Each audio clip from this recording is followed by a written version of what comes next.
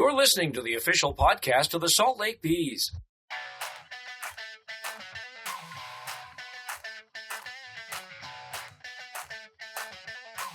Welcome back to the On Deck Circle. Our guest is Bees first base and defensive coach Jack Santoro. First of all, on the air for the first time, welcome to Salt Lake. And last year you were at Tri-City, and I know there's a lot of difference, but this is such a unique level. What's the biggest difference for you from your job between High A and Triple A? Not much. I mean, it's baseball's baseball. So at every level, we're doing the same thing and working the same way, preparing to get ready for a game. So nothing changes as far as that goes at any level. Of course, maybe I would see at sometimes, and hopefully this isn't the case, that the younger players may be a little more teachable than the guys who are set in their ways. You'd be surprised. I think at every level you'll find that, and then you'll find the opposite, and it goes from all the way up. Some guys need more, some guys need less, but it's the same that I found at every spot. You know, I find this team particularly unique from the standpoint that while, yes, the errors have been made, second most in the league, this has also been a pretty good defensive team at times. I agree. And so if you look back at the balls that are put in play, there's a lot of balls that are hit over 100 miles an hour everywhere, especially in Albuquerque and Las Vegas where the field was very hard. And, yeah, there might be some mistakes, but there's also a lot of really good things happening. So it's hard to look at it in both ways unless you're here every day and seeing it. And so I've been pretty pleased. Yeah, there's been some mistakes, but there's mistakes are going to happen all the time, and you work from it and get better. And again, it's a unique situation here this year with the fact that you've got four guys who haven't worked together before as far as the coaching staff is concerned, but it seems like you guys have blended really well. Oh, you have to. I mean, you don't have any other choice. Everyone wears everyone's hat, and everyone's doing everyone's job, so to speak, here, and everyone's together. There's only so many of us, so you're always working together and doing what's best. The one thing I like is the fact that the organization, especially with a guy like KJ, who's managed here before, has brought the aggressiveness back on the base paths. I think 19 out of 21 in the stolen base department, and something I've seen in the past before when KJ's coaching third, scoring Adele from first base on a base hit to the outfield, taking advantage of a lapse in defense by the opposition. That's Angels baseball. That's what we preach at every level, especially anywhere. And so, yeah, that's we're happy to see that and want to see it continue. It's not easy. We like to take what the opposition gives us and make sure we're ready for that, and then everything else is kind of extra. You know, people might not know it. You were the first base coach for Team Italy in the recent WBC. What was that experience like? Unbelievable. I didn't get a chance to coach in the big leagues or be in a big league clubhouse. So you play an event like that, and it feels like what postseason atmosphere would be like in MLB. And then just being around all the guys and the different organizations, there's just so much stuff that you get to learn and take from in an event like that. You file away any scouting reports on your own team for future reference? 100%. And then you get to just learn little tidbits that all other guys and other teams do. Take it in and use it as you want. I know that you played a lot of baseball professionally in Italy. What was that like? Unbelievable. Great experience. I had an owner that would do anything for me and really took care of us. And then he would sit behind home plate and scream at you if you did something bad, which is not always what you hear from an owner when you're playing in pro ball. So you really learn to compete and learn that today is today, and we're going after the win today, and nothing else matters. Great experience. Finally, one of your jobs, one of your duties here is you get the scouting report ready, the game plan ready for the games and what have you, and it always amazes me. When I started doing this job in the mid-'90s, the idea of a scouting report was one guy going to another and saying, hey, you faced him before, what does he throw? Now you have so much information. How do you disseminate all of that and not overdo it? It's a lot of that, what you just said, that still happens, so nothing's changed. Now we just have information to go along with that. So we have information, we prepare for it, we use it, but then it always comes down to that, like who's on the mound, who's doing this, who's doing that, and we'll adjust accordingly. Nothing is as concrete as some people think it is analytically wise. Again, we appreciate your enthusiasm, and we're looking forward to a fun summer here at the ballpark. And again, welcome to Salt Lake, and we'll do this again. Thank you. I'm happy to be here.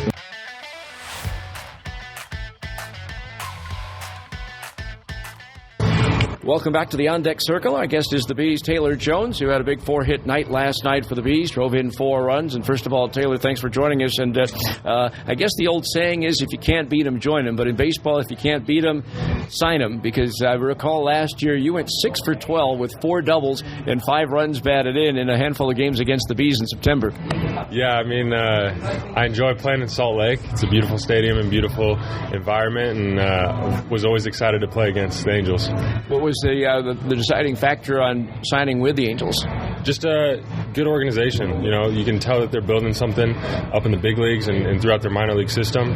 I feel like they're bringing a new approach, and the way that they go about business is different from what the Astros have over there, but something very bright, and I think it's something to look forward to. You know, one of the things about AAA is you're always kind of looking over your shoulder to find out what's happening in the big leagues. Maybe that chance is. How difficult is it when the AAA team and the big league team are only 20 miles apart? Yeah, I try not to think too much about all that. You know, it's always nice having everything local for guys if they're moving around. But for me, you know, being on the West Coast is a huge thing. I got a family in Seattle, and being in Arizona for spring training was awesome. So, you know, being able to be in Salt Lake and then hopefully one day in Anaheim is kind of a cherry on top. You know, last night, as I mentioned, the 4-hit game, 4 runs batted in, and that had to feel good because you've had a tough time getting balls to drop in for you, and that had to give you really a big lift. Yeah, you know, it's kind of been a tough stretch, so I was looking just to put together some good at-bats, and had some fall in my favor a little bit last night and put the bat on some good balls, so it just, you know, that's kind of how baseball works, and hopefully I just keep it rolling. It was one of those that fell in your favor, fell on the other side of the fence, so that had to feel real good. Yeah, for sure. Obviously, you know, putting one out is always nice, and this is a very hitter-friendly park, so you got to take advantage when you can. Early in the season, you kind of split time between third base and first, but now you've primarily been playing third. Is that where you feel more comfortable? I think it's more of like a development aspect, trying to get more reps over there, just because I haven't had a whole lot of time in my career over there. So I'm just trying to embrace it and do what I can to play and get more reps over there. I know it's not the easiest position, and there's a reason they call it the hot corner. You discovered that on a few occasions. That ball comes at you in a hurry over there. Yeah, it does. Obviously, I'm trying to work every day to kind of get better at that and get used to those hard ground balls, and hopefully over time I can improve that. What are your thoughts about this particular team that you're on now? Because even though it's been kind of a rough go of it the last couple of weeks, it's one of the best clubhouses I've seen in my 30 years. It's a really talented team, and I know we're going through a tough stretch right now, but sometimes that's how baseball goes. You know, you see a lot of good teams at all levels that they go through rough patches, and sometimes it's about getting momentum and getting that ball rolling. So I'm sure by the end of this year it'll look a lot different than it is now, but we just got to take it one game at a time and get that ball rolling. When it comes time to kicking back and relaxing, what do you like to do? Big Netflix documentary guy. Other than that, you know, I'm on the phone with family, friends, trying to chat it up with them as much as I can, stay in contact. And yeah, other than that, I'm just kind of hanging out, and I like streaming my TV. You know, it's interesting because when I started back in the mid-'90s, the only way you could be in contact with your family is either collect calls or one of those phone pay cards at the pay phones. And now with the cell phones, it's a lot easier to stay in touch with family, isn't it? Absolutely. I mean, every time we have family events, I'm practically there virtually. We always do like a Skype call or what have you. So it's a lot easier nowadays, and it's I'm thankful that I'm able to still, you know, stay in touch with everybody every day and be a part of their lives. Exactly, especially because you're playing in a city that's not your home and you're traveling a lot. It's tough to maintain contact, and the technology today really makes it a lot easier, and you can still feel a part of the family. For sure, and I think over the years, sometimes you get so consumed with what you're doing in front of you at the ballpark and with the team that sometimes you kind of forget to reach out. So I've tried to make it more of a point the last few years to really make sure that I'm, you know, making phone calls and reaching out to family and friends. Taylor, hopefully last night's a launching pad for the rest of the season. Good luck to you, and hopefully you get that call up again soon. Well, thank you. Thanks for having me. Welcome back to the On Deck Circle. Our guest is Bees reliever Jonathan Holder, who picked up the save last night. And Jonathan, first of all, thanks for joining us. And it was your best outing of the year. 7 strikeouts and 2 2/3 innings. It really had to feel good. Oh, yeah. Thanks for having me. Yeah, felt good to go out and get a good, clean outing and get some strikeouts. I was going to say, strikeouts, 7 2 2/3 innings. That's almost unheard of. It's got to be a career best for you out of the bullpen. I've had one other that was better in 2016, but that was definitely, one of my best. When you're on your game, what's the key to your success? Fastball command. When I'm commanding my fastball, all my other pitches play better off of it, and just try to command the bottom and the top, and obviously in and out. And that was certainly the key last night, especially because you were able to, with that fastball, then you changed speeds, you changed locations really well. You really had their hitters off balance the whole time. Yeah, that's always the game plan. It doesn't always go as planned, but last night I was fortunate that it did. Got to ask you played pitched 150-plus games in a Yankees uniform. What's it like to wear the pinstripes? It's really special, being drafted by them and coming up with the organization. Really fell in love with it, and I'll always be a Yankees fan. They really took care of me, and it was really, really awesome experiences getting to play in the pinstripes. I suppose more than any other city, maybe Boston and Chicago could challenge it, but they love you when things are going well, and there's a reason why it's called the Bronx Cheer when people boo you. Yeah, no doubt. I've had my fair share of boos there, but it's all an experience, and the fans want to win just as bad as we do, and that's what makes the place special. Shoulder injury kind of slowed you down last year. You were pitched for the Iowa Cubs for a while. How do you feel? Are you 100%? Yeah, finally. It took me a couple years to get back from this nagging injury that I had, but thankfully I'm 100% healthy. I feel the best I've felt since I was in my early 20s, so I'm excited for the rest of the season. Seems like that's always the case. That first year is always tough. You really don't feel your best until the second year. Yep. That's what I've been told, and that's pretty much how I feel. Yeah. I mean, it's early in the season, but what's like the adjustment to the high altitude and the hitter-friendly ballparks in this league? Yeah, it's been interesting to see. They say when it warms up, it gets even more challenging. But for right now, we just have to focus on what we can do as pitchers to keep the ball down and keep the ball in the yard. It's got to be a fun group to be with, this particular bullpen, because it's a great mixture of veterans like yourself and some of the young guys, and it keeps everybody on their toes, that's for sure. Yeah, we got a beautiful chemistry in the bullpen. Everybody's unique and does their own role, and it's fun to get down there and learn from some of the young guys and some of the guys that have been around and really pick their brain. So finally, the bottom line, who's the funniest guy in the bullpen? Oh, man, the funniest guy's got to be Ryan Smith. Really? He seems like a quiet guy to me, but apparently he's not. Yeah, you get him rolling. He's a good one to be around. Those New Yorkers, you can't trust them, right? That's right. All right, Jonathan, appreciate your time. Continued success, and hopefully that trip to the big leagues is soon. All right, thank you. All right.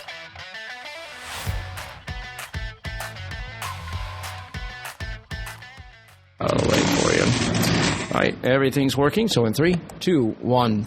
Welcome back to the On Deck Circle. Our guest is Bees manager Kieth Johnson. And Keith, while the record may not show it right now, you've got to be happy with the fact that the team has improved a lot of facets of the game over the last couple of weeks. Absolutely. It's not showing up in the win-loss record right now. We're still working through some things on the pitching side. Defensively, we're starting to play a little bit better, and just mentally, we're starting to be in more ball games, and just not quite able to finish them off right now. You talk about the pitching, and I think maybe part of it, you can tell me, is the fact that right now, a little bit thin because of all the injuries at the big league level. The two catchers that are currently on the roster have a total of 3 games at AAA, and they've all been this week. Right? No, but it's through everything, it comes opportunity. These guys they're getting some opportunities they wouldn't ordinarily have gotten, and they're making the best of them and doing the best that they can. So I have nothing but confidence that they're going to give me their best effort, and hopefully we'll be able to do enough to win a couple ball games in the series. Yeah, and certainly in their situation, anything they might do offensively is a bonus. It's how they call the game, how they act behind the plate, and so far it's been very strong. I mean, Humphreys yesterday with that bullet of a throw to second base to nail a would-be base stealer. Absolutely. It's good for him because he came to spring training with hopes of being in big league camp, and he probably would have, but I think he had a little bit of a shoulder issue or some kind of an injury over the winter that prevented him from doing that. So he's just barely getting back into playing shape, and he was down in AA for a while, and now he's here with us, and I think he's going to have more games played while he's active on our roster than he's had so far this year. So, but great kid, does his homework more, cares about the pitchers, cares about the defensive side of the game, and had a big hit for us the other night. Taking a look at one thing I get a lot of questions about is obviously the play of Joe Adell, and I don't even want to talk about his hitting. We know what he's been able to do there, but defensively, he is so much better in my mind than he was a couple of years ago. He's reading the balls off the bat much better. His throws are accurate. Once in a while, a rainbow, but that throw the other night, a laser to get the guy out at the plate, and then that coming out of nowhere in left field to save that ball lost in the twilight in center field in Salt Lake. His defensive improvement's been astounding. I agree with you, and that's a tribute to Joe. He's going about his business in a way where he's trying to show the best version of Joe Adell each and every night. He's not trying to be something that he's not. It's just and now instead of an athlete playing baseball, he's turned himself into a baseball player. And it even goes as far as on the bases. I mean, he's doing a lot of good things on the bases, running through bases, scored from a single the other night on a ball to right field. So, he hasn't stolen bases yet, but, with Cabbage hitting behind him, the opportunities haven't necessarily been there. Then, more often than not, he's not on first base. So, but no, it's a tribute to Joe and how he's going about his business from the time he gets to the ballpark until the game's over. He's been a pro. Now, I refer to that play, scoring from first base on a single to right field, as the Keith Johnson play, but it takes the runner, Mike Trout, who did it in 2012, and now Joe the other day, running hard from the get-go. Absolutely. My wife actually videotaped that on TV. She was like, "See, look at Klauke. I knew I loved him." But no, it's that's angel baseball. I mean, you said it on the air. You know what I mean? And guys understanding that every time a ball is hit, it's an opportunity to take an extra base. And depending on where the base coach is, like with me personally, if I'm down the line, these guys know that there's a chance I may send them, so they keep running hard. It happened last night as well. Stefanik, line drive up the middle, he froze on the ball. He came hard to third. I was down the line. They kind of lobbed the ball in, and we ended up getting a run out of it on a routine single to center. So these guys are playing the game right, and like you said, it's a tribute to them. And like I say, it's fun to watch. Keith, always appreciate your time. We'll talk to you again soon.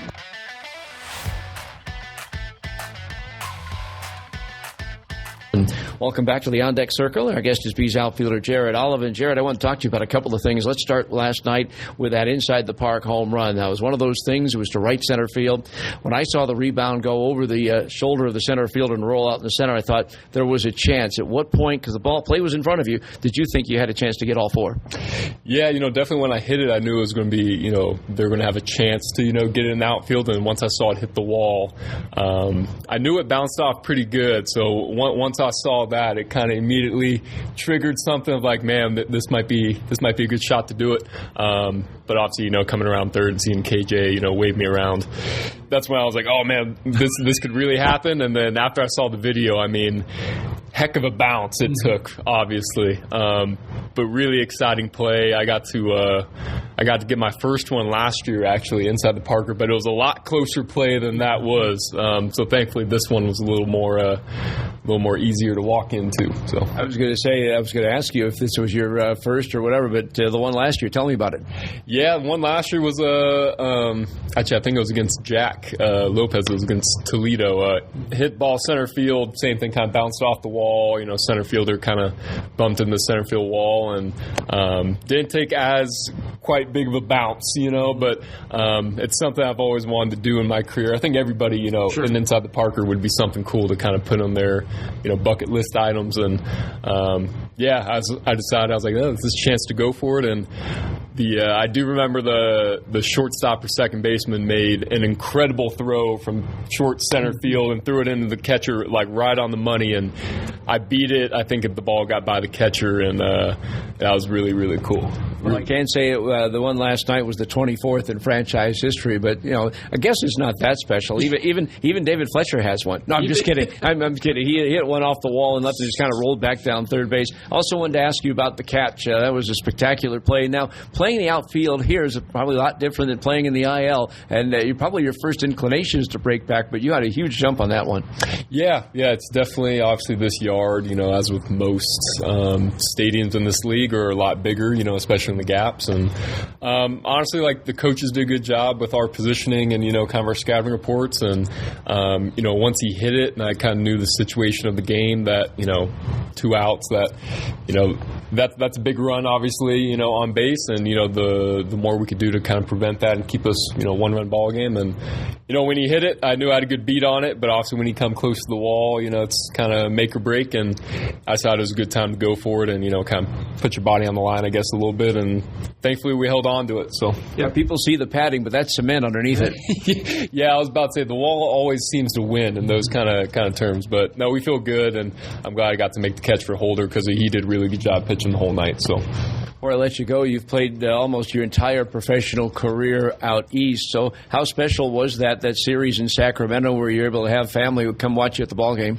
Yeah, no, absolutely. Normally it's quite a trek for family to come out, towards the East Coast, and a whole day of travel. So it was cool for them to take a drive up instead of having to fly, and get to spend Mother's Day with mom, and my brother came up and girlfriend, and it was really cool just kind of spend that time because it doesn't happen all too much during the year. A lot of families and people realize that, but for them to make a somewhat a easier trip, definitely made it worth it. Because obviously in this particular profession, you spend more time with your teammates than you do family. Absolutely. I mean, teammates become family, so it's it's always cool to see familiar faces and obviously blood coming to town, and it was really cool. All right, keep up the great work and go enjoy some breakfast. Yeah, absolutely. Thanks for having me, Steve.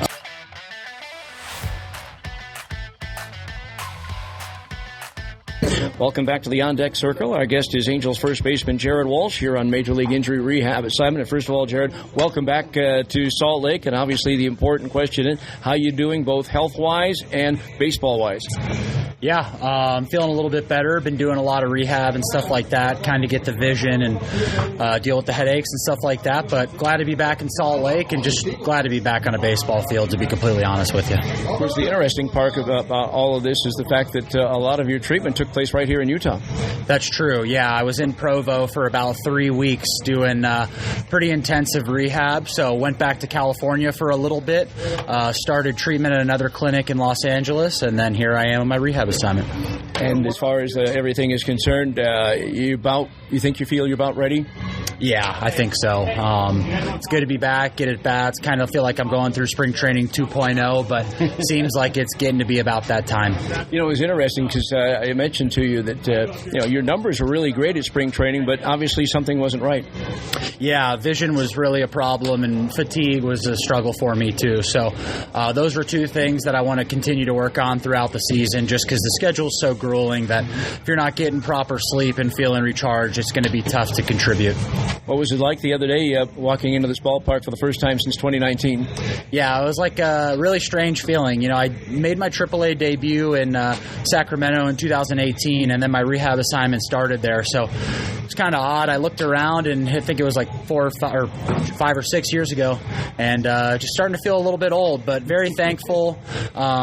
Perspective change is probably a good thing. So it's been fun to be back down here. What do you remember most about those days in 2018 and 2019? Just being super nervous, trying to catch up to the speed of the game, and just trying to do my best. Just really excited about the opportunity to potentially play at the big leagues. And obviously you took advantage of that opportunity, culminating in 2021 and being an American League All-Star. What was that experience like? Yeah, it was incredible. First real full season since 2020 was kind of a strange year, and making an All-Star game, being around some future first ballot Hall of Famers was pretty special. You take me back to you because you just said 2020 was such an odd year, 60 games. You started late. It had to be very strange playing in front of no one. Yeah, it was. It was pretty good, though. I felt like that was an opportunity for me to get some reps at first base at the big league level, and very thankful for that. Obviously, we'd always rather have fans in the stands, but any way that I can get on a baseball field and get some ABs, I'm going to be happy with it. As far as ABs are concerned, what about IPs? Are your pitching days over with? I think the pitching days are over with. Yeah, I've had some surgeries since I was last in a B's uniform, so I don't know. I'll never say never. Might be something I revisit later on in my career, but hitting at the big league level is hard enough. I just got to focus on one. So obviously someone who had an opportunity to do both has to just stand back and shake your head and figure out how in the world does Shohei do what he does. Yeah, Shohei is a once in a lifetime, once in a generation. I mean, I think the way that we fawn over, Babe Ruth and those kind of players, 100 years from now, people would be doing that with Shohei. So the fact that I get to watch that on a daily basis is truly an honor. And before I let you go, I guess at this point, you feel you're ready. Have the Angels given you any kind of a timetable? We've had some discussions, but I think it will be sooner than later. All right. Well, when that time comes, I wish you nothing but the best of luck, and hopefully you stay healthy, and hopefully the rest of 2023 is a big year for you. I appreciate that, and thank you for having me on.